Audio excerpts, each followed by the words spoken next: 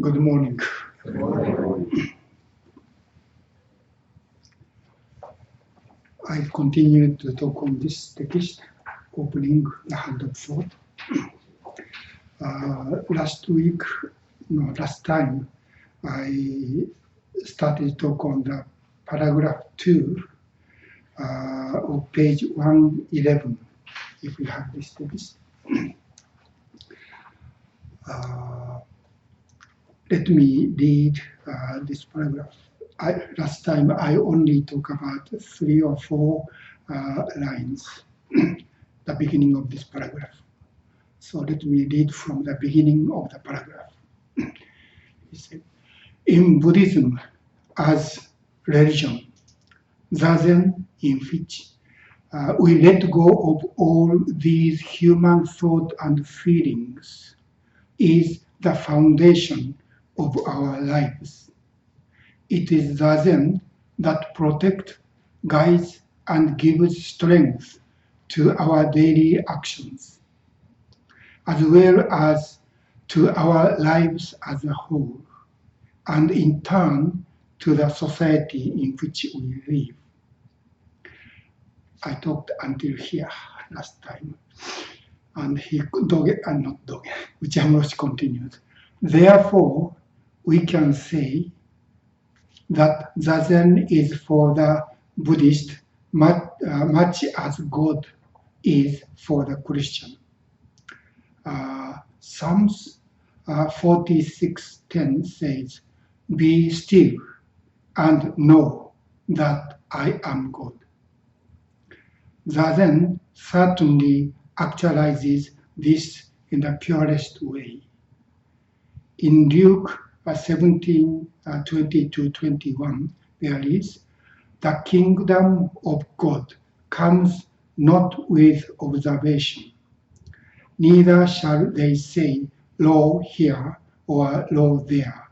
For behold, the kingdom of God is within you." See also Matthew 12:28, Act 17:27-28, Romans 14:17, 1 Corinthians 2:9. In Zazen, and he said, in Zazen, we can see directly this kingdom within us. And another quote, in Matthew 6:5-7 is written, "And when you pray, do not be as the hypocrite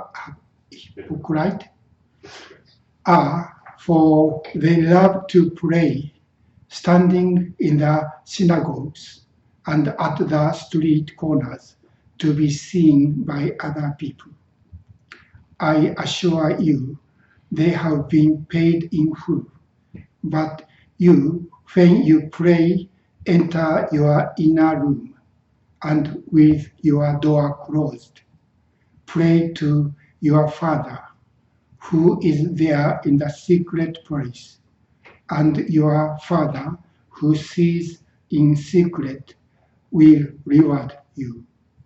When you pray, do not repeat as the pagans do." Well, that is the end of this paragraph. So he quotes many sayings from the Bible. And in this section of this text, he's talking about Zazen practice as religion. So Uchiyama started to talk about what is religion. And as I said last time, religion, in Japanese equivalent of religion is shukyo. And shu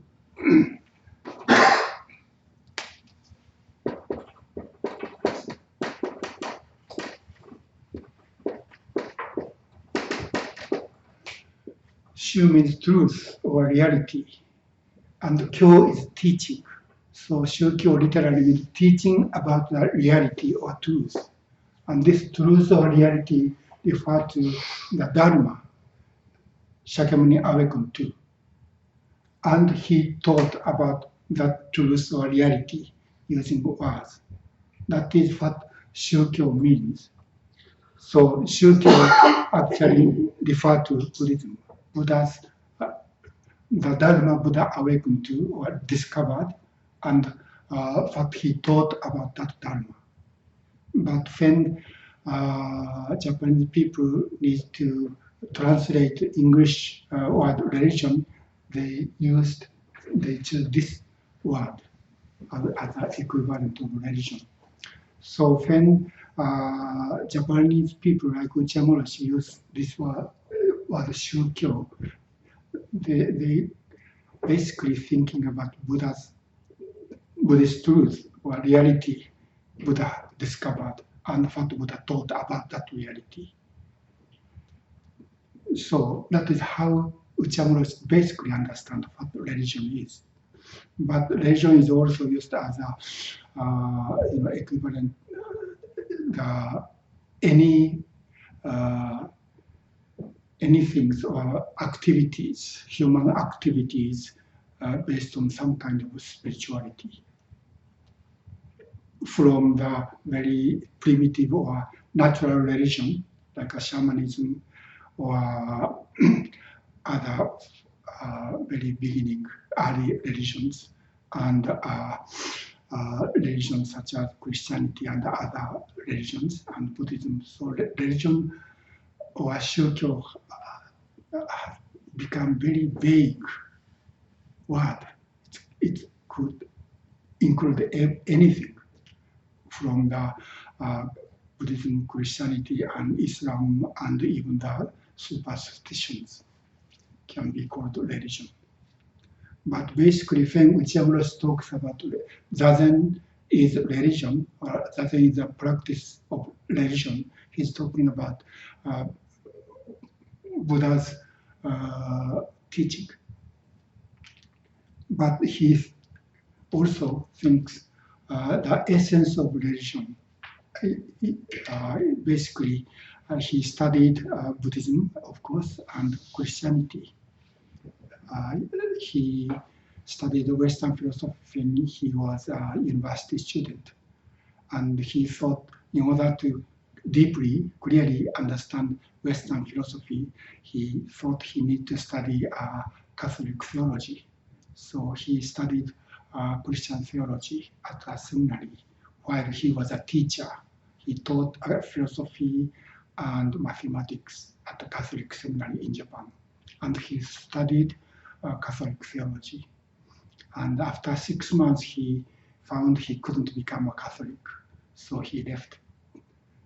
So he studied, he had some knowledge and understanding about Catholic theology, and after that he became a Buddhist monk.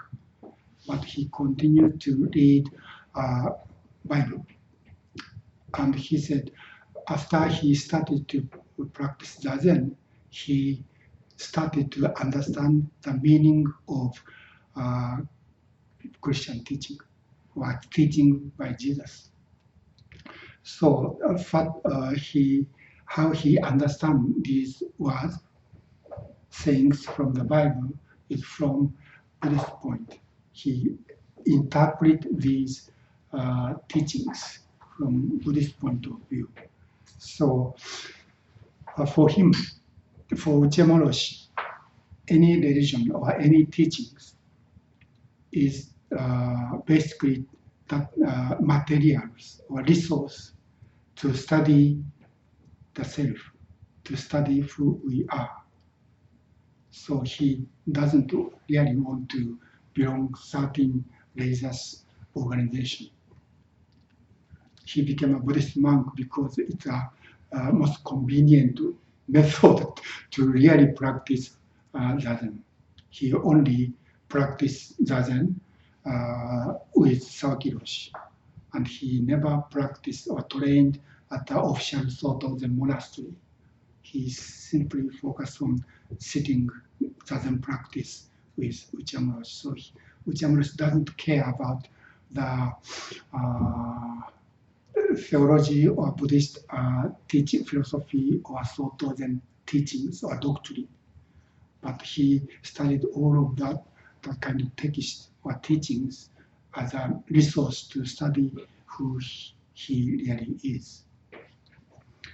And after he practiced that, then he found there are kind of an essential point that can be the same in Buddhist teaching and Christianity. And these, he point out quite a few things from the Bible, but these are all his understanding of essence of what religion or shukyo is.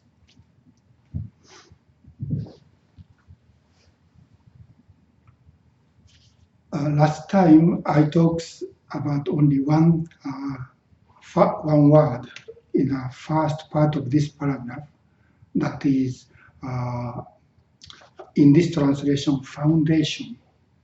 He said, Zazen is the foundation of our lives. It is Zazen that protects, guides, and gives strength to our daily actions, as well as to our lives as a whole, and in turn to the society in which we live. So he said, in this translation, he said, this Zazen is the foundation of our lives. We studied from Zazen, from our own Zazen, who we are, and how, and Zazen gives us a strength to live in our daily lives and in our lives from birth to death, and also our lives in the society. And I said this word, foundation, is a kind of a free translation of what he really used, that is Honzon.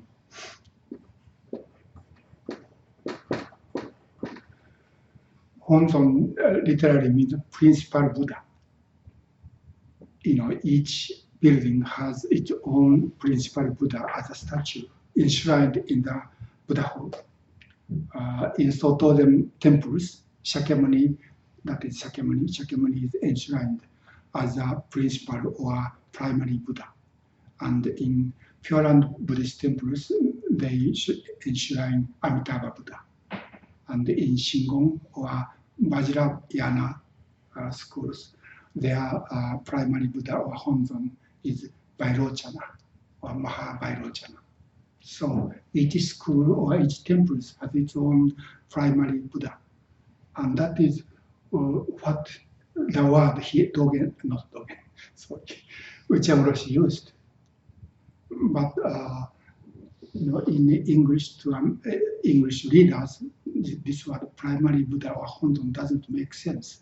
So we use this foundation of our lives.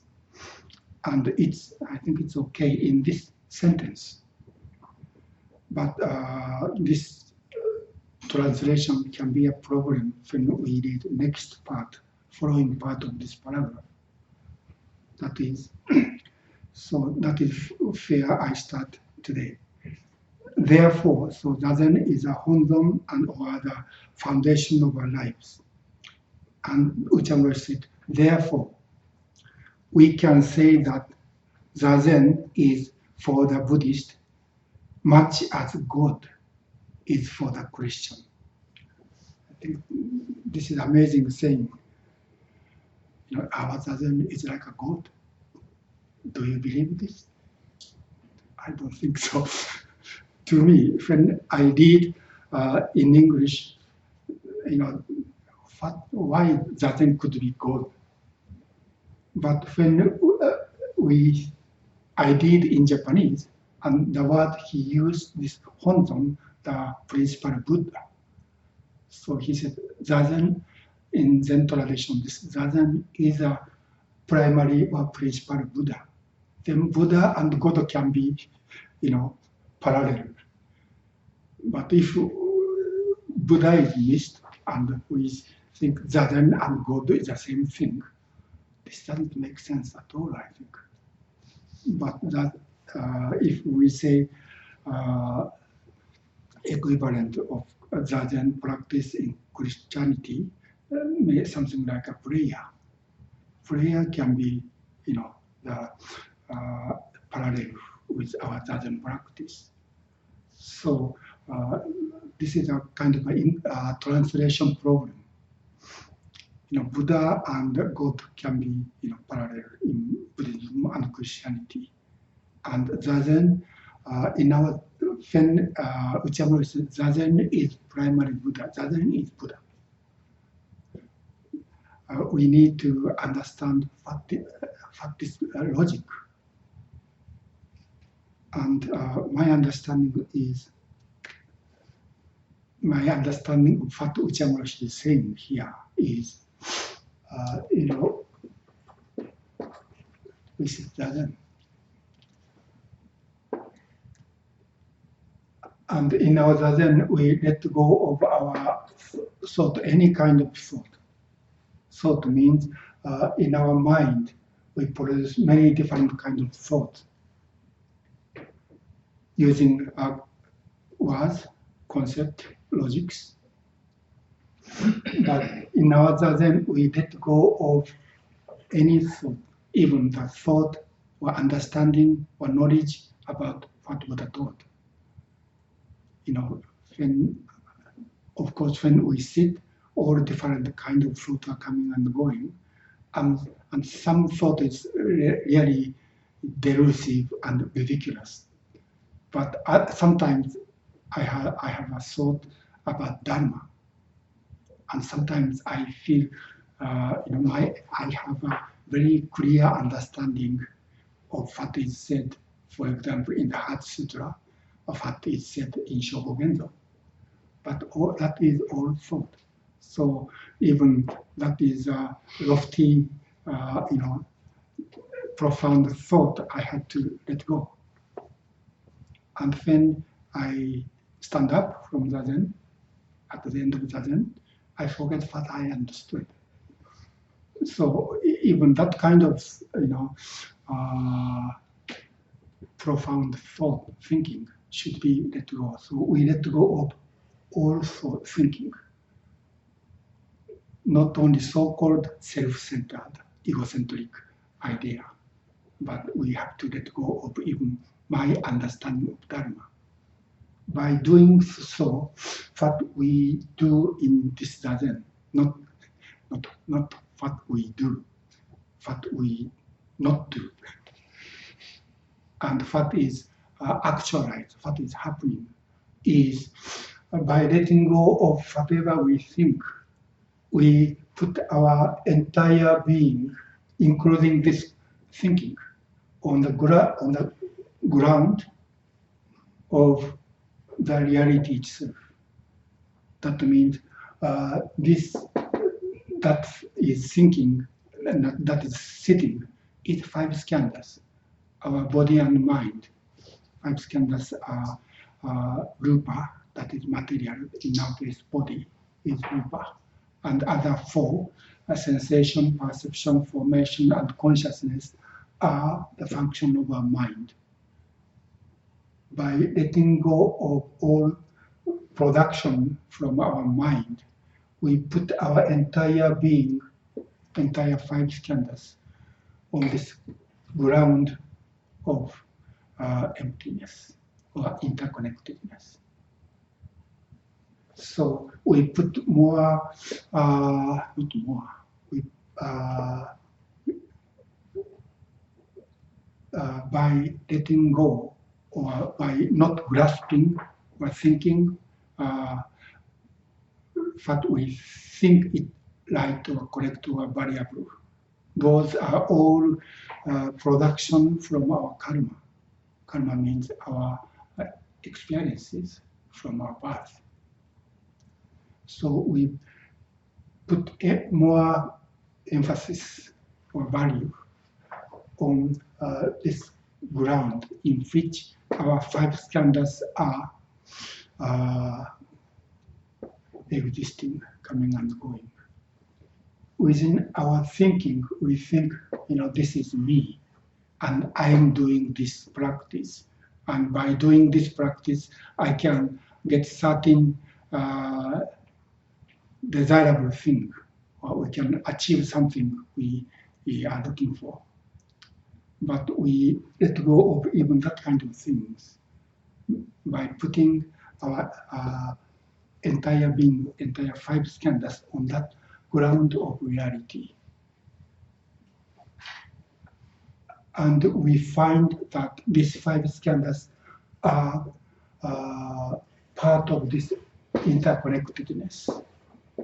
By being free from our ego-centeredness, we find we are unable to exist together with all beings.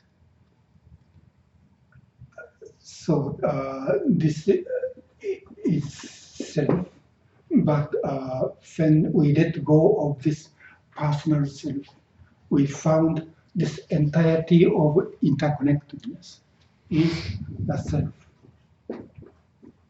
So this self is a fabrication produced in our mind. But this entirety of interconnectedness is myself. That is what Okumura Roshi is talking. That means by letting go of this fabricated, fictitious self, we become one together with all beings. That for him, that is what Shukyo means, to awake to this reality of interconnectedness and become free from our ego-centered or karmic self. So our Zazen is a kind of, our way of thinking is upside down. That means we think our mind or our thinking is the owner of these five skandhas and operator of these five skandhas. So this is my position, and all other things around me is a kind of a resource or material I can use to make me happy. I think that is basic understanding of our life. But in this practice of Zazen, we turn around this upside down way of viewing things, and we discover that we are part of this interconnectedness. We are a very tiny part of this interconnectedness. And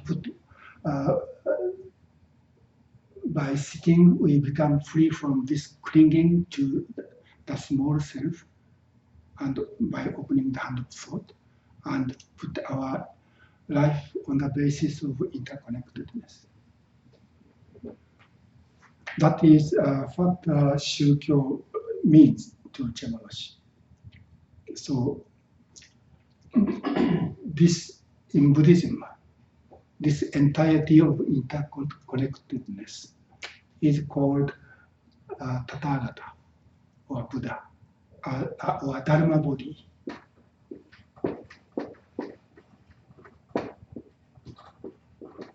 Dharma body of Buddha, Dharmakaya of Buddha. So actually, when we are free from this small ego-centered self, we are part of this Dharma body of Buddha. So Buddha is actualized in our Zazen. When we are free from our self-clinging or ego-centered view, then, as Dogen said in Bendowa, when we sit, even for a short time, each and every being in this entire universe start to reveal its own enlightenment or realization. That means when we become free from this self-centered idea and try not to use all other things as a material to to make this person better or happier. Then each and everything start to be seen as they are. That's all. So this turning around of the upside down way of doing things is Buddha. That was why Uchaguros could say about Zazen is Buddha. So we need to understand that is kind of a rhetoric or logics. Otherwise, we think whatever thinking we have in our Zazen, this Zazen is Buddha. That is a terrible mistake. Anyway, and he discovered or interpreted some teachings in the Bible that shows the same structure with this. That is what he's talking.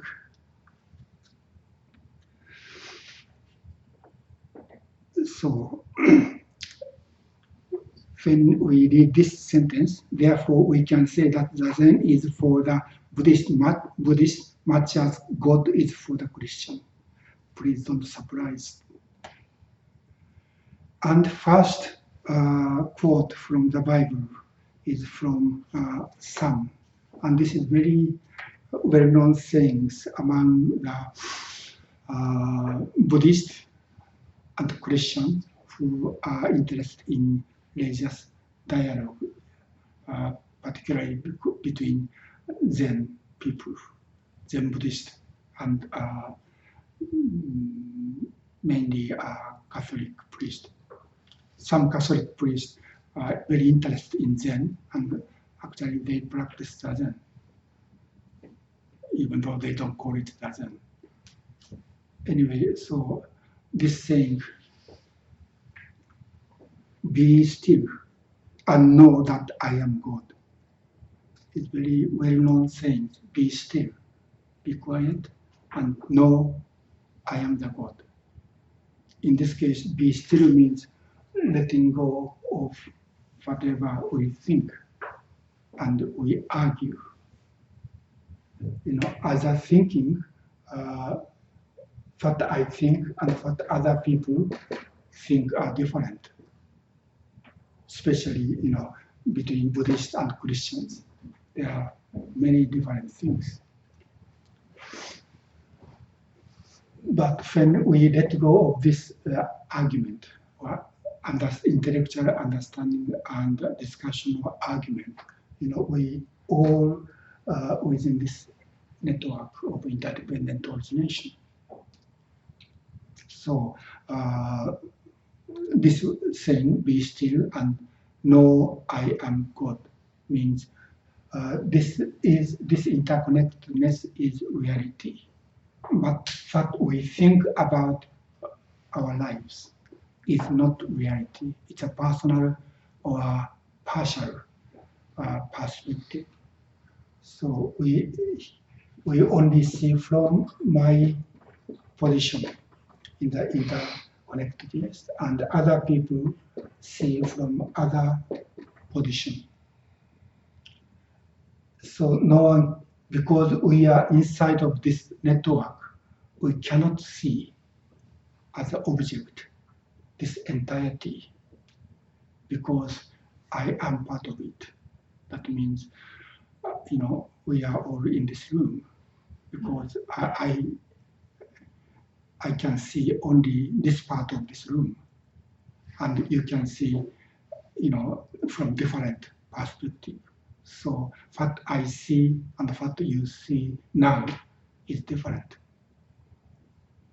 But we, as a thinking, we think, this is a small window, and I'm sitting on the chair and talking to you, and you are listening. So somehow we feel like we are seeing this room from outside. But actually what we see is only limited part of this reality. So whatever position we take, our view is limited. So by letting go of our limited view, we can be in the interconnectedness. That means being free from our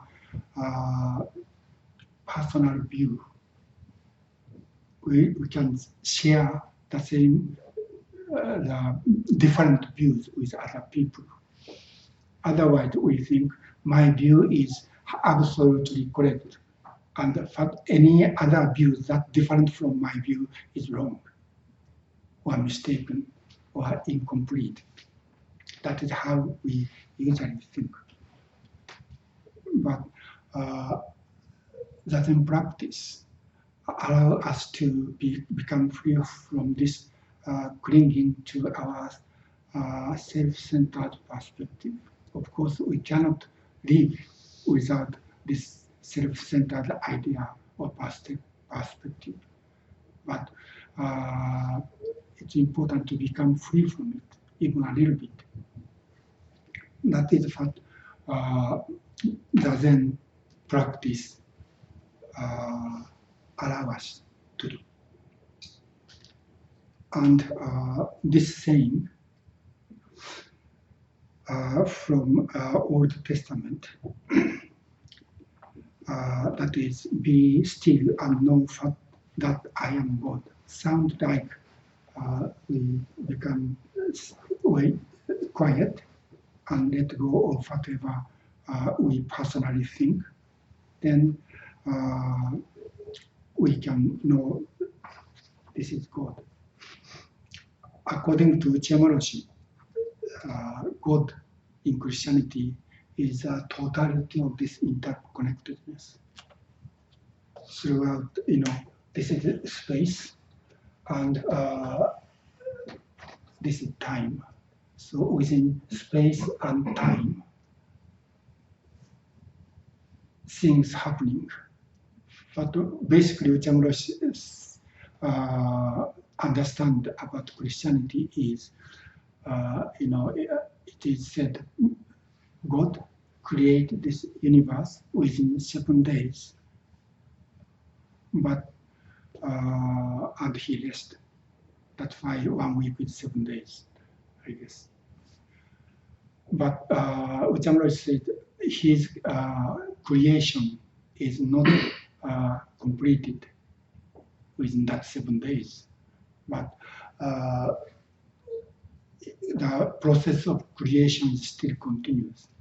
So what is happening within this interconnectedness throughout time, space and time is the manifestation of God's power of creation. That means what's happening here is a part of God's work or function. That is how Okumura Roshi interpret Buddhist teaching of interconnectedness and Christian teaching of God creation, or creation power of God, creative power of God. So what Okumura Roshi is saying, this is a very basic reality of human life, or not only human, but the universe. And because Buddhism and Christianity are developed in different culture or different climate, their explanation, understanding and explanation are different. But this basic structure of our life, of interconnectedness throughout space and time, is the same.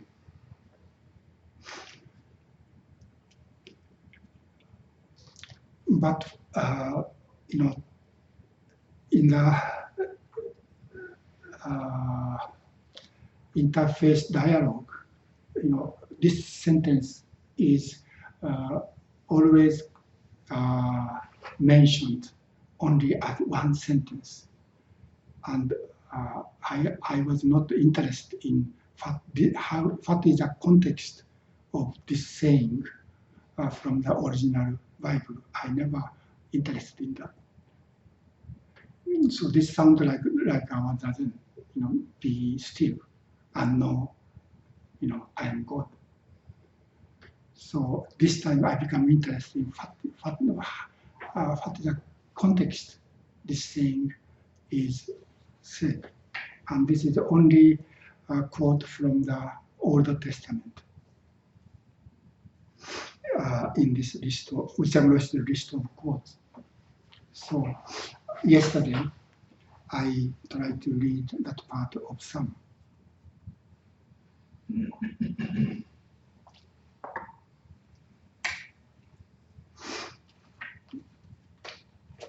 I read a Bible when I was a high school student, but after I started to study Buddhism, I never interested in becoming a Christianity.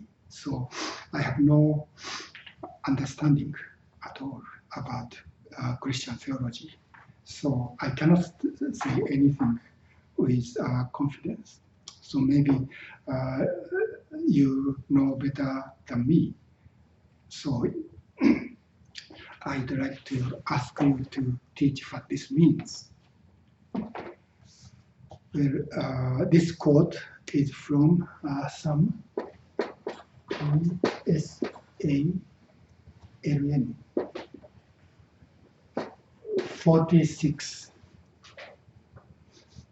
This is not so long, so let me read this entire sum.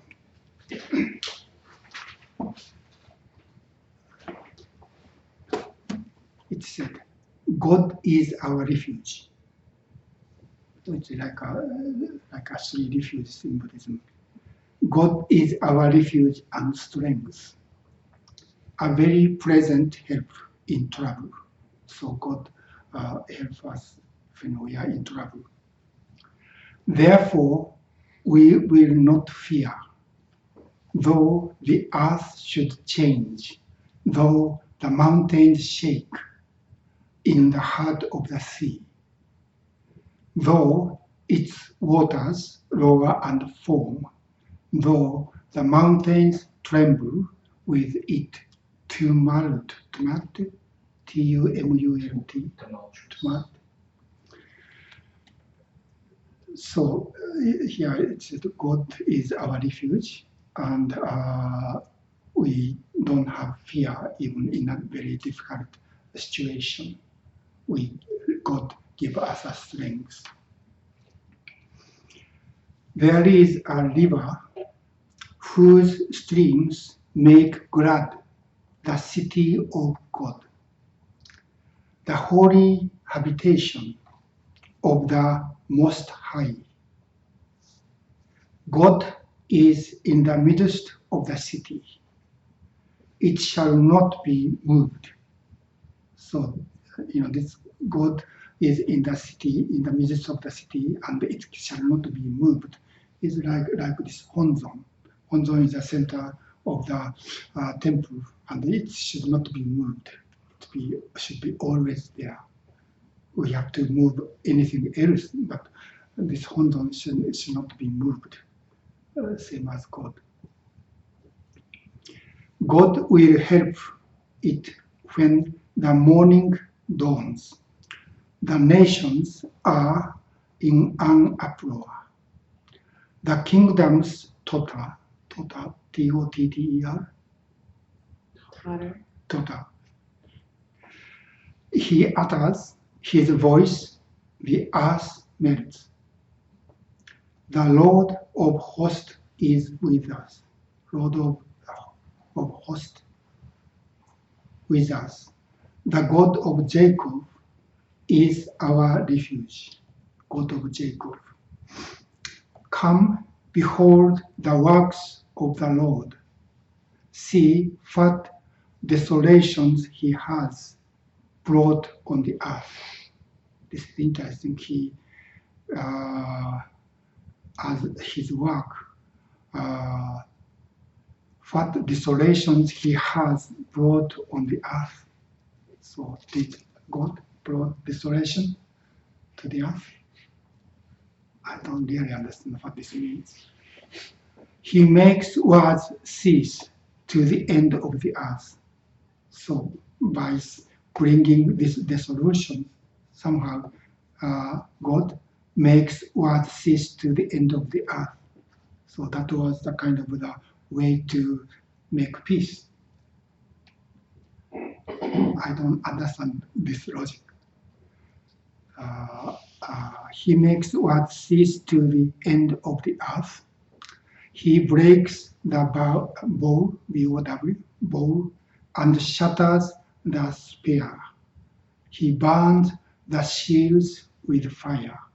So he destroyed all the weapons, weapons with which monks, human beings fight each other. And there is a quote, and this is what God says: "Be still and know that I am God. I am exalted among the nations. I am exalted in the earth." That is what God says. The Lord of hosts is with us. The God of Jacob is our refuge. So this is an entire verse. So Buddha, I'm sorry, God says, you should be quiet, be still, and know I am God. And I am exalted among the nations. Means God says He create entire universe, all of the nations. So God is not a possession of one particular nation. And so He is above all nations. So I think God declared that he or she, I don't know. God is not, how can I say, in a sense, guardian God or protector of certain nation. I think that is what God is saying. But in this verse, it said, this is the God of Jacob. Jacob is a particular person, I think, in Jewish tradition. So to me, this is very interesting. God is this entirety, but for particular people, group of people, God protects them. God protects them means God punish their enemies. So within human beings, there are separation, and we often argue or even fight each other. But God creates this entirety.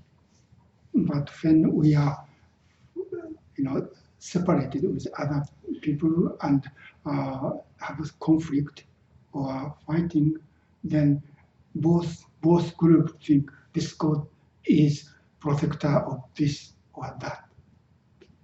That is very interesting thing.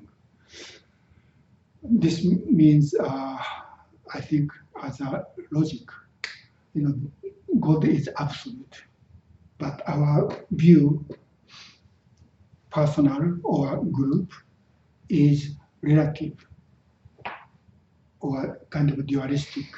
So my view and their view are different. So we have conflict or argument or even fighting. And when we fight with other people, my understanding, my view, my doctrine or theory is based on this entire reality, this absolute reality. And other group thinks in the same way. That's why we fight. We continue to fight. We have a good reason to fight. Their view or their theory or opinion is wrong. I'm right. Mine is right. my view is based on this entire reality. So when we eliminate those people, then we can restore peace or oneness. That is how we use God as a reason to protect us and fight against some people, someone or some group of people that against me. That is how, in a sense, we use God. We use absolute idea as a tool, as a device that protects us and give us a good reason to fight against other people. You know, this kind of interesting structure of human thinking existing even in Buddhism. In the Mahayana teachings, you know, Mahayana teaching thinks the Buddhist schools before Mahayana was called Hinayana. And in the beginning, Mahayana people criticized and disparaged this so-called Hinayana group traditions. But later, sutras such as the Lotus Sutra think this should be one vehicle. That means Hinayana or Pratyeka Buddha or Shravaka Yana should be included. So this we should see, you know, this entire Buddhist teaching tradition as one vehicle. This is a kind of a how can I say idea to go beyond this separation or division and argument. But once that kind of idea of one vehicle is established, you know, those one vehicle Mahayana people criticize other traditions who don't agree with this idea of one vehicle. This is really interesting. That means we are one vehicle, we are absolute, but you don't agree this one vehicle, so you are wrong. That is the way, you know, Mahayana people kind of try to, you know, push those people away. So even, you know, this idea of one vehicle or one absolute interconnectedness, still we use that very lofty idea of oneness, no separation, to separate certain people who don't agree my idea. That is, I think, because we are still thinking in our mind and create the idea or image of oneness or absoluteness or interconnectedness. And we start to argue, you know, this is most refined for inclusive view. So any view which doesn't agree with this is wrong. That is how, you know, our mind works. And actually, what Okumura Roshi is saying, by only this sitting is Buddha, means even we should let go of our understanding of oneness or absolute one, even my theory of non-duality. Then that means we have to, how can I say, we have to embrace or include those people's opinion which is against oneness. Then what happens? Same as you know, our idea before thinking about oneness. So that is the point of not only Okumura Roshi, but Dogen, this Zazen in which we let go and of even our idea of oneness or absolute reality, then we are living part of it. But when we make this even interconnectedness as my view or my idea or my doctrine or teaching, then we already separate ourselves from other people. So what we can really actualize or manifest this oneness is shut our mouth and sit facing the wall, saying anything, nothing. Well, I think that is why Okumura Roshi could say Zazen is Buddha.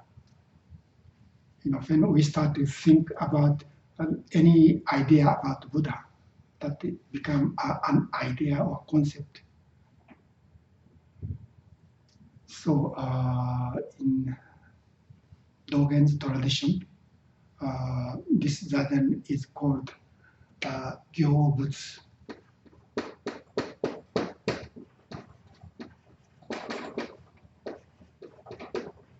Gyo means practice, and Butsu is Buddha. This means our practice is Buddha. But when we think and say our practice is Buddha, then it already becomes a concept. So what we can do is just practice, just doing, just manifesting. That is one of the meaning of just sitting. So even when Okumura Roshi said Zazen is Buddha, it's already a statement using two concepts, Zazen and Buddha. And he tried to combine this Zazen and Buddha together. But when we say such a thing, we already miss it. So that is a kind of a difficult point to study Buddhist teaching in the text. So of course, reading, studying, and thinking is important. But practice Zazen is more important to actually do it. And we become part of it. It's not we observe that reality as object, but we become part of it. So this we disappeared. That is how this capital D Dharma can manifest. And we found we are there from the very beginning.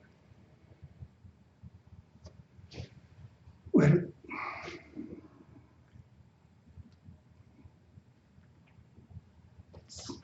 it's already 11:10, so that is what I have to say this morning about this quote. Steve.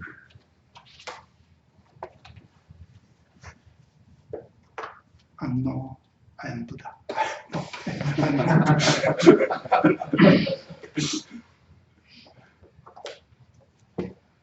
Any comments or question?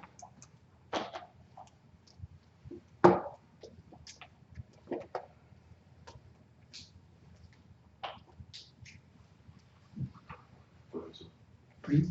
Oh, please. Does Okumura Roshi have a book in Japanese where he talks kind of more extensively about these Christian Buddhist connections?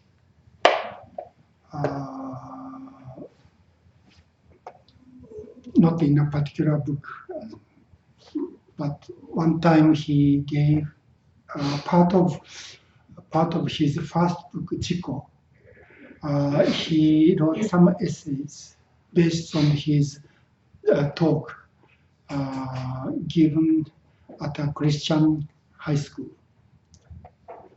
He was invited to Christian high school to talk about Christianity. So it's very interesting. And also he was in, that was when he was still young, about 40s. But after he retired, he was invited to another Christian mission high school to give a talk about Christianity to the parent of the students. And he talks with a Christian father whose name was Ichiro Okumura. Family name is the same, but he's not my relatives. Anyway, they are kind of pioneers in Japan as on the dialogue between Buddhism and Christianity. Because, as I said, Okumura Roshi studied Christianity when he was young, before he became a Buddhist monk. And this person, Ichiro Okumura, practiced Zen before he became Christian. He didn't like Christianity at all, so he studied Christian theology in order to argue against it. But in that process of studying, somehow something changed him, and he became Christian. And he practiced with Soen Nakagawa Roshi. He's a very well-known Rinzai master. And Father Okumura couldn't make a decision to continue to practice Zen or to become a Christian. This Nakagawa Roshi asked him to become a Christian. So he became a Christian and studied theology in France. And everything he learned about philosophy or theology in French seminary was taught in Latin. And after he went back to Japan, just a translation of Christian theology from Latin didn't work to Japanese people. So he started to explain or express Christian teaching using non-Christian language, such as Buddhist or Taoist sayings that are much more familiar for Japanese people. But Vatican didn't like it.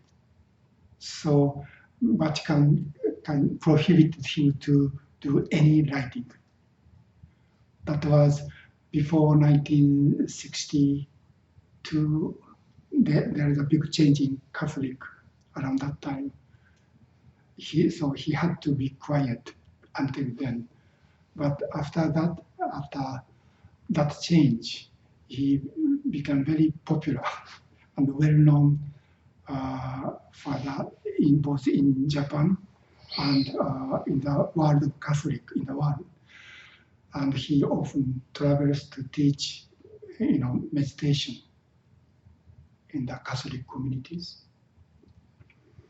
So this Okumura Roshi and Father Okumura were close friends, and they are very popular in the community of Buddhist Christian dialogues. What is your question? So at that gathering, both Father Okumura and Okumura Roshi were there, and I think about 2 hours, Okumura Roshi talks about Christianity. And those Japanese Catholic people really liked what Okumura Roshi could say. So there's no particular book Okumura Roshi mainly discuss about Christianity and Buddhism, but in various books, part of various books, he discussed about that point.